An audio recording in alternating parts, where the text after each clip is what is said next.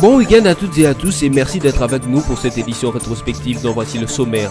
Le chef de l'État RD congolais a reçu en audience le lundi 9 avril 2018 Jean-Claude Gakoso, ministre congolais des Affaires étrangères. Jean-Claude Gakoso était porteur d'un message du président Sassou Nguesso en rapport avec le prochain sommet des chefs d'État sur les forêts du bassin du Congo qui se tiendra à Brazzaville le 25 avril prochain. Et puis le gouvernement RD congolais met en garde les ONG qui recevraient l'aide de la Belgique. Le vice-premier ministre des Affaires étrangères qui a fait cette annonce précise que les ONG qui recevront l'argent de la Belgique ne seront pas autorisées à travailler en RDC. Notez que la RDC a officiellement refusé de participer à la conférence de donateurs qui s'est tenue ce 13 avril à Genève. Enfin, après un parcours impressionnant, les Léopards U17 ont échoué en finale de l'Union des fédérations de football d'Afrique centrale face au Cameroun par la marque d'1-0. La troisième place de ce tournoi est occupée par le Congo-Brazzaville qui s'est imposé en match de classement contre la sélection tchadienne. Le président de la République démocratique du Congo, Joseph Kabila, a reçu en audience les ministres des Affaires étrangères du Congo-Brazzaville, Jean-Claude Gakoso, le lundi 9 avril 2018. L'émissaire Dominiki du président Sassou Nguesso était porteur d'un message du président Sassou à son homologue congolais en rapport avec le prochain sommet de chefs d'État sur les forêts du bassin du Congo qui se tiendra à Brazzaville le 25 avril prochain. Jean-Claude Gakoso a déclaré à la presse à l'issue de ces tête-à-tête que les chefs d'État vont à cette occasion se pencher sur des questions concernant la faune et la gestion des forêts du bassin du Congo, mais aussi celles se rapportant à la problématique de tourbières découvertes récemment dans les bassins du Congo. Il s'agit, a dit le ministre Gakoso, d'une matière fossile très importante pour l'humanité qui se trouve à cheval entre les deux Congos. Ont aussi assisté à cette audience Albert Nkana, ambassadeur chef du département Afrique au ministère des Affaires étrangères, de la coopération et des Congolais de l'étranger du Congo-Brazza. Du côté RD congolais, l'on note la présence d'Enemi Mwilania Wilonja et Séraphin Ngouège, respectivement directeur des cabinets du chef de l'État et ambassadeur.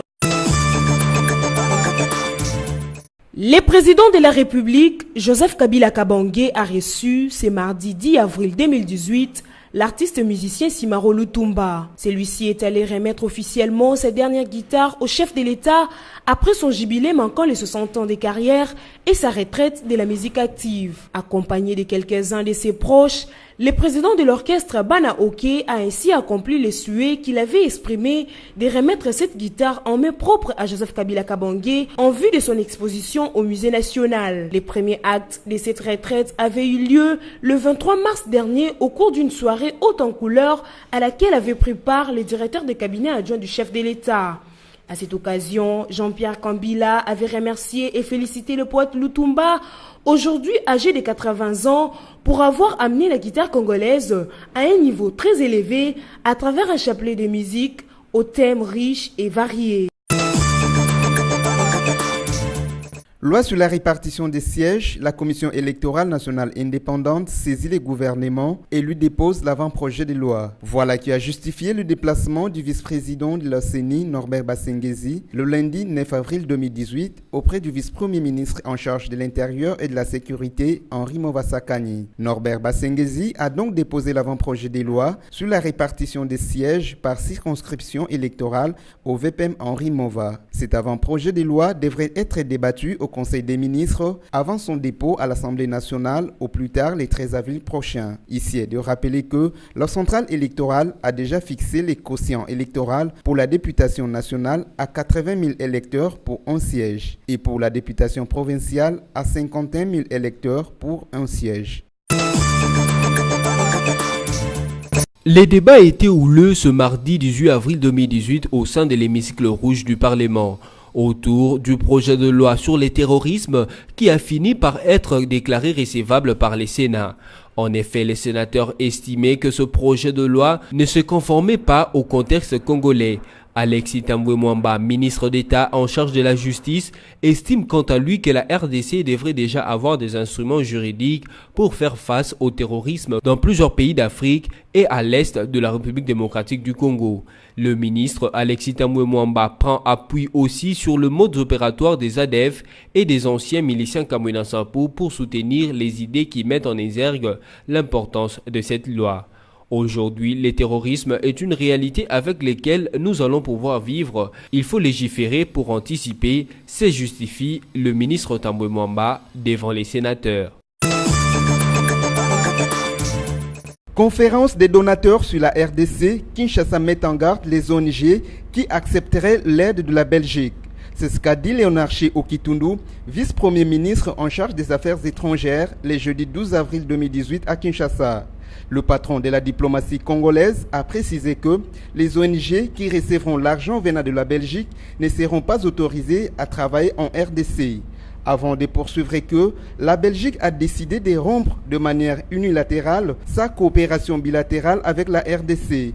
D'où il faut aller au bout de cette logique. Chez Okitundu a par ailleurs déclaré qu'il n'y a aucune inimitié avec le peuple belge qui voudrait être compatissant envers le peuple congolais. Il faut souligner qu'à la veille de cette conférence, 12,6% du total attendu, soit 1,68 milliard de dollars américains, avaient déjà été débloqués par les donateurs. Et la Belgique se retrouve bien pour l'instant dans les top 10 des contributeurs. Ici est de rappeler que le gouvernement de la RDC a officiellement refusé de participer à cette conférence des donateurs qui s'est tenue ce 13 avril 2018 à Genève en Suisse, au motif qu'il n'a pas été associé à son organisation. Une fois de plus, les principaux partis de l'opposition dont l'UDPS, l'UNC, le MLC et les plateformes Congo-Nabisso de Freddy Matungulu et Ensemble de Moïse Katumbi ont réitéré leur rejet de la machine à voter. Pas seulement le rejet de la machine à voter, ils exigent également une expertise externe pour valider les fichiers électoraux. Dans une déclaration co-signée par ce parti de l'opposition, ils contestent le chiffre publié par la centrale électorale sur les fichiers rendus publics après son nettoyage et exigent deux mesures collectives afin de garantir la crédibilité des résultats des prochaines élections. Ces opposants font remarquer un gap de 29 151 électeurs entre le nombre d'électeurs inscrits et celui de radiés dont le doublon est les mineurs. Selon la CENI, il y aurait 46 542 289 inscrits, 5 381 763 doublons et 902 290 mineurs, avec un chiffre total de 40 287 387 électeurs. Au sujet de la machine à voter, ils réitèrent leur position sur le rejet, se ralliant au discours du gouvernement sud-coréen et de la commission électorale sud-coréenne. Dans cette pluie d'exigences, l'opposition demande également le remplacement du délégué de l'UDPS Jean-Pierre Kalamba à la CENI, conformément à l'accord du 31 décembre 2016 en son point 5.5.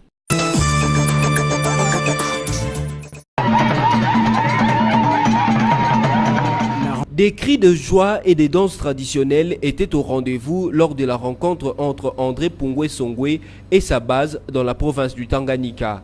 L'un des cadres actifs du Parti du Peuple pour la Reconstruction et la Démocratie PPRD, André Pungwe était porteur d'un message de paix dans cette partie du pays. André Pungwe a insisté lors de son adresse à la population sur l'importance de la cohabitation pacifique en cette période préélectorale avant de remettre un lot important des vivres à la grande satisfaction de la population. André Pungwe Songwe a ensuite été reçu par l'administrateur du territoire de Kabalo avec qui il a eu des échanges fructueux. À Kabalo, le Parti du Peuple pour la Reconstruction et la Démocratie PPRD, parti phare de la majorité présidentielle, a un ancrage grâce auquel l'on peut espérer une victoire aux prochaines élections. Promotion de l'entrepreneuriat féminin et de l'accompagnement des jeunes entrepreneurs. C'est le thème de l'atelier organisé par les fonds de promotion de l'industrie FPI pour 2 jours. À l'issue de cet atelier, le FPI tient à obtenir les masses critiques pour appuyer les initiatives des secteurs privés et du gouvernement, ce dans la redynamisation du potentiel entrepreneurial féminin et de la jeunesse. C'est ce qu'a dit Patrice Kitebi Kiboalmvoul, directeur général du FPI. C'est la raison pour laquelle le fonds attend de cet atelier une masse critique de réflexion innovante sur le financement des startups qui inclura aussi la création des incubateurs de PME et l'appui aux associations de femmes pour lui permettre de finaliser sa stratégie. La réalisation du projet national subséquent à la révolution de la modernité tendant à accomplir la vision du Congo émergent suppose des interventions efficaces à même de réduire significativement les inégalités dans les rapports hommes-femmes et à redonner aux jeunes les mêmes moyens de leur épanouissement dont ceux de ma génération, de notre génération, Monsieur le Président, ont eu à bénéficier à un certain moment. Dans ce combat, nous pouvons annoncer ce jour que le Fonds de promotion de l'industrie s'engage par avance à augmenter le volume de son appui financier en faveur des initiatives des femmes et à mobiliser de ressources additionnelles à cet effet pour les aider à développer leurs affaires. Le plan stratégique 2018-2020 du Fonds prévoit qu'au moins 15% des interventions sous forme de prêt devraient être dédiées aux femmes entrepreneurs. Par ailleurs, nous informons aussi l'assistance que d'ici la fin de l'année 2020, le FPI projette de lancer 2 incubateurs de projets dans l'agro-business à Kinshasa et à Goma, comme je l'ai indiqué, pour mieux accompagner les jeunes qui auront des idées de projets dans ce secteur prioritaire pour le développement de notre pays. C'est donc sur ces propos que je voudrais conclure mon adresse en réitérant les remerciements du Fonds de promotion de l'industrie aux distingués participants à cet atelier qui, par leur présence, nous réconfortent dans l'idée que notre institution n'est pas seule et qu'elle bénéficie aussi de l'appui bienveillant du gouvernement. Le directeur du cabinet du ministre de l'Industrie, Jean-Louis Loussala, qui a représenté le ministre, attend du FPI l'investissement dans la création des incubateurs afin d'augmenter le nombre des entreprises. Je considère en effet que le FPI doit investir dans la création des incubateurs afin de susciter auprès de nos jeunes, filles comme garçons, des idées de projets en vue d'augmenter le nombre d'entreprises et de ce fait favoriser une croissance économique au bénéfice de tous. Le FPI doit orienter une part plus importante de ses financements vers la valorisation du potentiel entrepreneurial des femmes, très actives aujourd'hui presque dans tous les domaines d'activité économique. Je voudrais insister sur le fait que ces nouvelles orientations doivent cadrer strictement avec les missions dévolues au FPI et s'inscrire autant que possible dans le cadre des chaînes de valeur agricoles de manière à ce qu'elles contribuent à accroître nos capacités industrielles de transformation grâce à l'ingéniosité de notre population. Sur ce mot d'espoir, tout en renouvelant les félicitations de Son Excellence Monsieur le ministre de l'Industrie au FPI pour l'organisation de ces assises, je déclare ouvert les travaux de l'atelier sur la promotion de l'entrepreneuriat féminin et l'accompagnement des jeunes entrepreneurs. Je vous remercie. Le FPI met juste en œuvre la mission qui lui est sienne, à savoir propulser le développement des activités industrielles de manière à promouvoir l'essor de la classe moyenne congolaise. Débutée ce jeudi 12 avril avec les travaux en atelier, cette session se clôture vendredi 13 avril 2018 avec des recommandations. Clôture de l'atelier sur la promotion de l'entrepreneuriat féminin et l'accompagnement des jeunes entrepreneurs, organisé par le Fonds de promotion de l'industrie FPI. Ces assises qui se sont déroulées au Pullman Hotel du 12 au 13 avril à Kinshasa ont vu les FPI s'engager non seulement à prendre en compte toutes les recommandations formulées pendant les travaux en atelier, mais aussi à les mettre en pratique. C'est ce qu'a dit Patrice Kitebi Kiboalmvoul, directeur général du FPI. Le FPI s'engage non seulement à prendre en compte dans sa stratégie de soutien à l'entrepreneuriat des femmes et l'accompagnement des jeunes entrepreneurs toutes les recommandations et propositions issues de cet atelier, mais aussi à mettre en musique cette stratégie. Car une vision qui ne s'accompagne pas d'action n'est qu'un rêve, et une action qui ne découle pas d'une vision, c'est du temps perdu, mais une vision suivie d'action peut changer le monde. Pour notre part, des instructions ont déjà été données d'ores et déjà pour que certaines des préoccupations qui ont été exprimées puissent être prises en compte, notamment toutes ces femmes qui ont des projets extrêmement intéressants et qui ont des besoins financiers.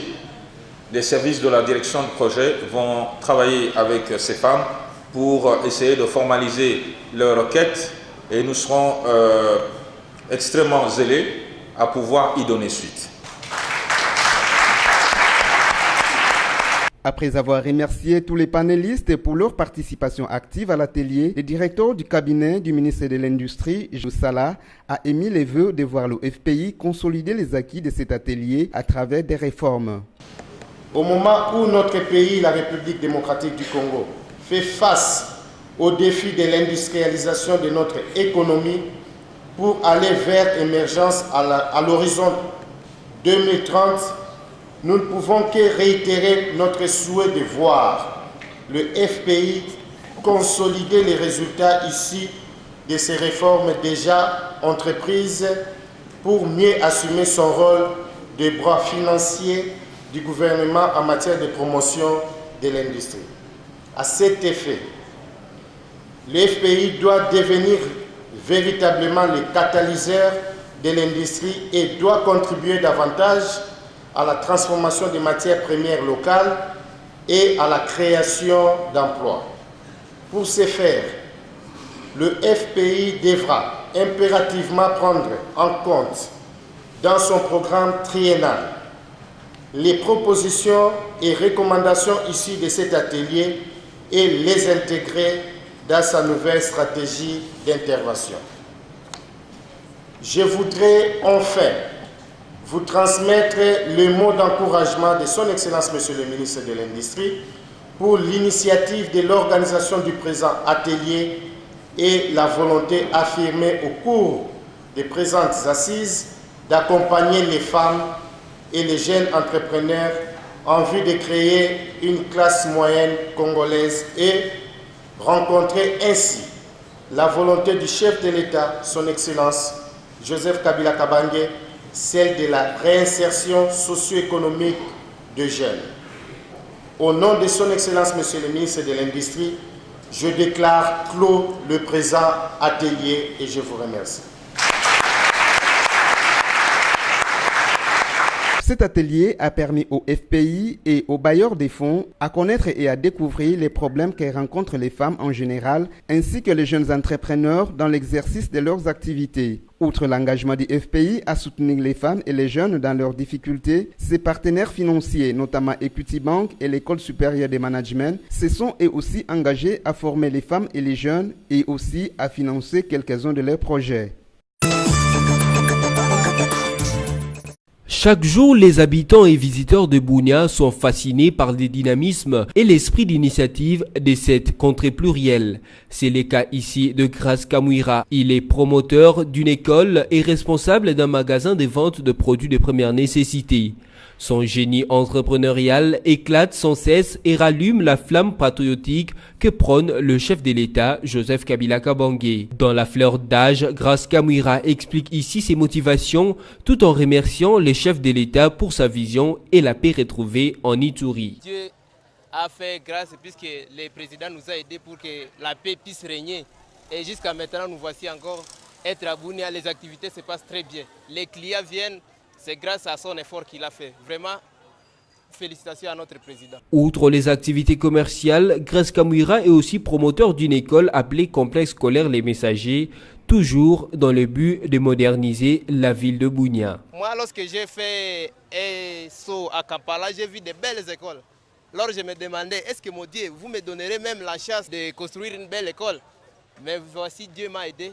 Et j'ai fait tout effort pour que je puisse achever cette école qui est complexe scolaire bilingue Les Messagers. C'est trouvé ici à Bunia. Le message que je peux adresser à la population est que les gens puissent avoir cette idée de soutenir par exemple notre président dans les 5 chantiers là, en faisant de bonnes choses qui peuvent aider même à la croissance de la ville. Par exemple, comme moi je l'ai fait, à construire une école, l'autre peut faire par exemple à construire un hôpital et d'autres affaires pour que notre Ituri puisse aller en avant. Au regard de ces initiatives, tout pousse à confirmer la pensée qui dit « aux âmes bien nées, la valeur n'entend point le nombre d'années ». La Ligue des femmes du rassemblement El Kasavubu exige le départ de Bruno Tshibala. Ces femmes réunies autour de Lisette Kankopongu, présidente de la Ligue des femmes du rassemblement El Kasavubu, ont pour se faire déposer ce mardi 10 avril leur mémo au bureau du président de l'Assemblée nationale au Beminakou. Elles exigent la démission pure et simple du Premier ministre Bruno Tshibala pour avoir violé les dispositions de l'accord de la Saint-Sylvestre. Après avoir créé son parti politique UDPS Tshibala, il a créé une autre plateforme APC-A13 en sigle. Ce faisant, M. Bruno Tshibala n'est plus membre du rassemblement car ni UDPS Tshibala ni APC-A13 ne sont pas les composants du rassemblement, a déclaré Lisette Kankou qui dit prendre acte de l'auto-exclusion de Bruno Tshibala.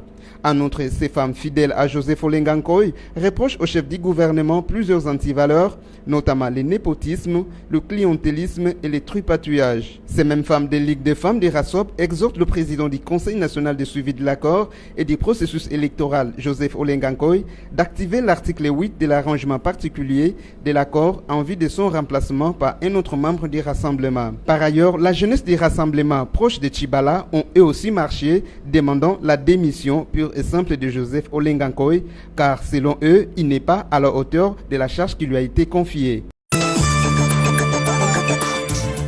Parcours exceptionnel pour cette jeune femme copilote de la Société nationale d'aviation Congo Airways. Mamicho Lobo Ponchi, puisque c'est d'elle qu'il s'agit, parle de son parcours de femme et de pilote. À Lista, où elle a obtenu le diplôme d'ingénieur technicienne à l'aviation civile, elle avoue que les choses n'ont pas été aussi roses qu'elles le sont aujourd'hui. Et j'ai fait Lista, j'ai fait 4 ans et j'ai terminé en tant qu'ingénieur technicien à l'aviation civile. C'était pas facile parce que moi on m'avait obligé de passer en première session. On m'a dit si tu échoues, tu vas à l'UPC ou faire le droit. Alors quand j'ai terminé à Lista, mon père n'avait plus de choix.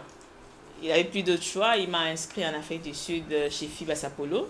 J'ai commencé chez FIBA, j'ai terminé chez Air Safety. La détermination des mamies, comme l'appellent les proches, l'a aidé, malgré les stéréotypes à l'égard de la femme, à poursuivre ses études à l'étranger. D'où elle est revenue avec son diplôme de licence comme pilote commercial. Les pilotages, ce n'est pas encore un domaine où il y a beaucoup de noirs, pour commencer, des noirs hommes.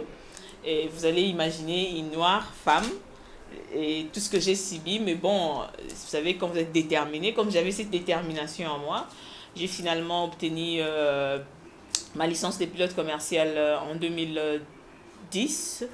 Et je suis revenu au pays. Mamicho Ponchi est aujourd'hui copilote du plus grand appareil Airbus 320 de Congo Airways.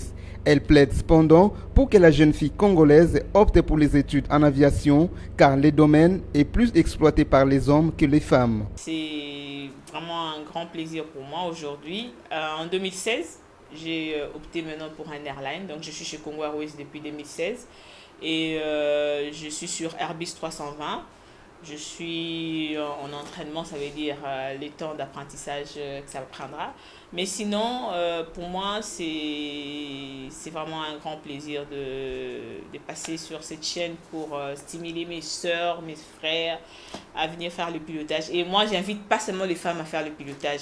L'aviation, il est énorme et chez nous, on n'en parle pas. C'est vraiment un domaine non exploité parce que, vous voyez, il y a les travaux comme mécanicien, maintenancier. On fait venir des expatriés pendant qu'il y a des Congolais qui peuvent le faire la maintenance. Chez Congo Airways, j'ai vu une femme, la première maintenancière sur Airbus 320. Et il n'y a pas de dispatch femme, il n'y a pas la femme dans l'aviation en fait. Il faut vraiment travailler dans ce côté. Merci. Née à Bouta, dans les bas où elle est, Mamicho Lobo Ponchi est à ce jour secrétaire général de l'Association nationale des pilotes du Congo, de même que membre du mouvement des jeunes femmes leaders. Le ministère de l'enseignement primaire, secondaire et professionnel EPSP, en partenariat avec celui de la recherche scientifique, professionnelle et technologique, ont lancé le mercredi 11 avril 2018 la 5e édition de la Semaine de la science et de la technologie à Kinshasa. Appuyée par l'UNESCO, cette édition consacre 5 années à promouvoir une culture scientifique et technologique pour susciter de vocations. Du 13 au 14 avril, plusieurs conférences seront organisées au cours de ce grand rendez-vous scientifique. Comme lors des éditions précédentes, les orateurs viendront des horizons différents, mais aussi de l'université de Kinshasa Unikin. Notez en plus que cette semaine de la science et de la technologie est une organisation annuelle de la République démocratique du Congo via les ministères de l'EPSP en partenariat avec l'ASBEL Investing in People. et a pour objectif la promotion de la culture scientifique et technologique ainsi que l'incitation des vocations auprès du grand public. Journée porte ouverte à l'école Les Amis de Daniel. C'était le samedi 7 avril 2018 à l'occasion de la journée mondiale de l'autisme qui a été célébrée à Kinshasa une semaine après la date officielle qui est le 2 avril de chaque année. Pour Nadine Sambo, promotrice de l'école Les Amis de Daniel qui éduque les enfants autistes, l'autisme n'est pas une maladie mais justement un trouble comportemental. Responsable d'une famille et mère d'un enfant avec autisme, c'est avoir un travail de longue durée fondé sur la base de solidarité agissante. La scolarisation de type traditionnel est loin d'être opérationnelle. Car l'autisme n'est pas une maladie, ni le type folie mentale ou épilepsie ou idioterie, etc. L'autisme est une indisposition de comportement enfant, hyperactif, infiniment en mouvement, le corps raide, le visage sans rides, la main ou le corps, balancement de caisse sur le passage, la destruction de biens, bref, un ensemble de troubles de communication sociale et contrôle de maîtrise de soi. Le directeur de l'école Les Amis de Daniel, Sandoku Feli, a tenu à préciser ce que fait réellement son école pour aider les enfants autistes à s'insérer dans la société. L'école Les Amis de Daniel a pour objectif d'aider les enfants présentant un handicap du type autisme, TDAH, trisomie 21, déficience intellectuelle, difficulté d'apprentissage scolaire, à trouver de la valeur morale et sociale en établissant des relations équilibrées dans la société et même à être scolarisés. La communauté internationale s'attelle aujourd'hui à la tâche très difficile qui est la participation et l'engagement actif et sur un pied d'égalité des personnes vivant avec l'autisme, indispensable à l'instauration d'une société où nul n'est laissé de côté.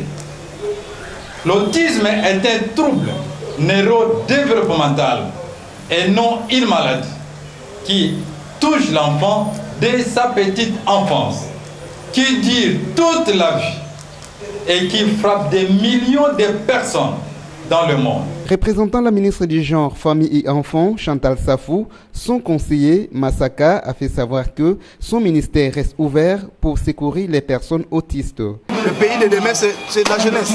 On doit préparer la jeunesse. L'éducation, c'est les enfants. Si on ne prépare pas nos enfants, ils vont prendre le relève, ils doivent appeler à prendre le relève pour l'avenir du pays. Nous devons nous investir. Et je crois que ce que la promotrice est en train d'encadrer, c'est la jeunesse, c'est les enfants, c'est la famille. Parce que c'est l'éducation. Lorsqu'on rate l'éducation, on est moins utile dans la société. L'éducation fait la valeur d'une personne dans la société. Pour que la personne soit utile, il doit être dans toutes ses capacités intellectuelles. Et j'étais flatté lorsque j'ai vu dans l'école, pendant les visites, il y a même des couturiers, il y a même des gens qui prennent l'anglais. Mais quand on donne la formation, on ne regarde pas l'état de la personne. On avise l'éducation. Donc tout ce que madame a mis, l'ordinateur, j'ai vu l'informatique dans les enfants. Donc il y a quoi? Bon, vraiment de féliciter d'abord l'école, la promotrice, et que le gouvernement est là pour soutenir les œuvres. Le gouvernement est là. Madame la ministre me donne comme mandat de vous dire que la porte du ministère est ouverte. L'occasion faisant les larrons, une collecte des fonds a été organisée, suivie d'une visite guidée. Question de se rendre compte du cadre où étudient les enfants autistes de Kinshasa. Les enfants autistes ne sont ni des sorciers, ni encore des malades mentaux. Ils méritent respect et éducation. Toute discrimination à leur égard devrait être punie par la loi. Kalonda Kele Oma Yvon, un des juges à la Cour constitutionnelle de la RDC, s'est éteint le dimanche 8 avril 2018. Souffrant depuis plusieurs mois, Kalonda Kele était hospitalisé à la clinique Ngalema dans la ville-province de Kinshasa. Un grand vide dans la haute cour judiciaire car cette dernière a perdu l'un des grands magistrats du pays. Kalonda Kele Oma Yvon a parcouru en tant que juge toutes les provinces de la RDC jusqu'à devenir premier président de la cour d'appel de Kinshasa-Gombe, succédant à Luamba Bindu. Il montera ensuite à la Cour suprême, rodé à la cassation par Makunza, Bojambois et Lumwanga. Il a été d'abord pénaliste, ensuite constitutionnaliste, a témoigné sur actualité.cd, maître Georges Kapiamba, président de l'Association congolaise pour l'accès à la justice, ACAJ. C'est avec une douleur profonde que les membres de la Cour ont appris le décès de celui qui était au cœur du processus électoral en 2006, là où il a été la cheville ouvrière avec Zangui Michel, Tibanda Ntoka, Tukaika et Bangoma. C'est lui qui a réglé le contentieux électoral entre Jean-Pierre Bemba et Kabila avec le fameux arrêt qui lui a valu être récusé par Maître Bondo. Il statuera lui-même sur sa réquisition. Il sera enfin repris à la Cour constitutionnelle via les quotas du chef de l'État Joseph Kabila Kabange. Très méticuleux, Kalonda Kele Oma nous a laissé un livre en chantier sur le règlement du contentieux électoral, a ajouté Georges Kapiamba. Il s'y est de noter ainsi que Kalonda fut président de la commission des intellectuels à la paroisse Saint-Sacrement à Kinshasa. Battu en finale de l'Union des fédérations de football d'Afrique centrale UNIFAC par le Cameroun, pays organisateur, les Léopards Football de moins de 17 ans ont eu un parcours impressionnant. Après avoir fini première du groupe B avec le maximum de points, la sélection congolaise des cadets s'est imposée face aux cadets tchadiens en demi-finale par 2 buts contre 1, ce qui leur a offert les tickets pour la finale de ce tournoi des nations d'Afrique centrale face au Cameroun. Match que les Lions indomptables ont remporté par la marque d'1 but à 0. L'un de poulain d'Eric Chibassou a écopé d'un carton rouge dans les ultimes secondes de ce match pour mauvais comportement. Retenez que ce tournoi a débuté le 3 avril et a regroupé 8 nations, à savoir le Cameroun, pays hôte, le Gabon, la République centrafricaine, le Congo-Brazzaville, la République démocratique du Congo, la Guinée équatoriale, le Tchad ainsi que le Sao Tomé et Principe. Notez également que la République du Congo occupe de ce fait la 3e place de l'UNIFAC après avoir dominé le Tchad par 2 buts à 0 en match de classement. Place à présent au rappel de titre. Le chef de l'État RD congolais a reçu en audience le lundi 9 avril 2018 Jean-Claude Gakoso, ministre congolais des Affaires étrangères. Jean-Claude Gakoso était porteur d'un message du président Sassou Nguesso en rapport avec le prochain sommet des chefs d'État sur les forêts du bassin du Congo qui se tiendra à Brazzaville le 25 avril prochain. Et puis le gouvernement RD congolais met en garde les ONG qui recevraient l'aide de la Belgique. Le vice-premier ministre des Affaires étrangères qui a fait cette annonce précise que les ONG qui recevront l'argent de la Belgique ne seront pas autorisés à travailler en RDC. Notez que la RDC a officiellement refusé de participer à la conférence de donateurs qui s'est tenue ce 13 avril à Genève. Enfin, après un parcours impressionnant, les Léopards U17 ont échoué en finale de l'Union des fédérations de football d'Afrique centrale face au Cameroun par la marque d'1 but à 0. La 3e place de ce tournoi est occupée par le Congo-Brazzaville qui s'est imposé en match de classement contre la sélection tchadienne. Cette édition rétrospective est terminée. Merci à vous de l'avoir suivi et restez branchés sur nos antennes.